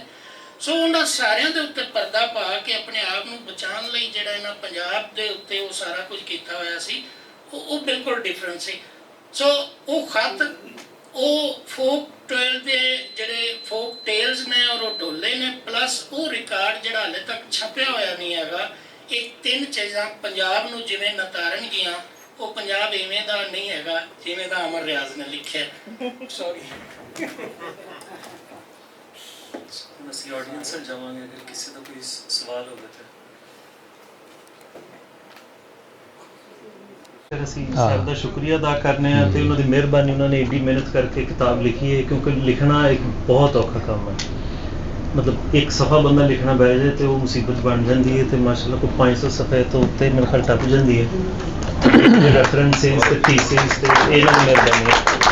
ਨਾਲੇ ਇਹ ਗੱਲ ਹੈ, ਮੈਂ ਗੱਲ ਕਹਿਣਾ ਚਾਹਾਂਗੀ ਕਿ 10% ਨਾਲੋਂ ਮੁਤਫਿਕ ਨਹੀਂ ਸਨ ਤੇ ਉਹਨਾਂ ਦੇ ਇੰਨੀ ਗੱਲ ਹੋਈ ਹੈ, ਤੇ ਜੇ 90% ਮੁਤਫਿਕ ਦੇ ਨਾਲ ਅਸੀਂ ਗੱਲਾਂ ਕਰਨ ਤੇ ਆਈਏ ਤੇ ਕਈ ਪ੍ਰੋਗਰਾਮ ਚਾਹੀਦੇ। ਬਿਲਕੁਲ ਹਾਂ, ਇਹ ਇਸ ਤੋਂ ਅੱਜ ਤੱਕ ਮੈਂ ਇਹ ਆਪਣੇ ਮਤਲਬ ਉਹ ਜਿਵੇਂ ਮੌਲਵੀ ਸਾਹਿਬ ਕਹਿੰਦੇ ਨੇ ਨਾ ਕਿ ਮੇਰੇ ਈਮਾਨ ਦੇ ਪੂਰੇ ਹਵਾਲੇ ਦੇ ਨਾਲ ਕਿ ਅੱਜ ਤੱਕ ਪੰਜਾਬ ਚ ਦੇ ਬਾਰੇ ਇਸ ਤੋਂ ਸੋਹਣਾ ਇਸ ਤੋਂ ਪਹਿਲੇ ਮੈਂ ਨਹੀਂ ਪੜਿਆ। ਹਾਂ, ਇਹਦੇ ਚ ਕੋਈ ਸ਼ੱਕ ਨਹੀਂ। ਬਾਕੀ 90% ਤੇ ਬਹੁਤ ਜ਼ਿਆਦਾ ਹੈ, ਤੇ ਕਿਤਾਬ ਦੇ ਵੱਡੇ ਹੋਣ ਲਈ ਕਿਸੇ ਦਾ 1% ਮੁਤਫਿਕ ਹੋਣਾ ਵੀ ਜ਼ਰੂਰੀ ਹੈ। ਸਭ ਦਾ ਬਹੁਤ ਸ਼ੁਕਰੀਆ, ਮਿਹਰਬਾਨੀ।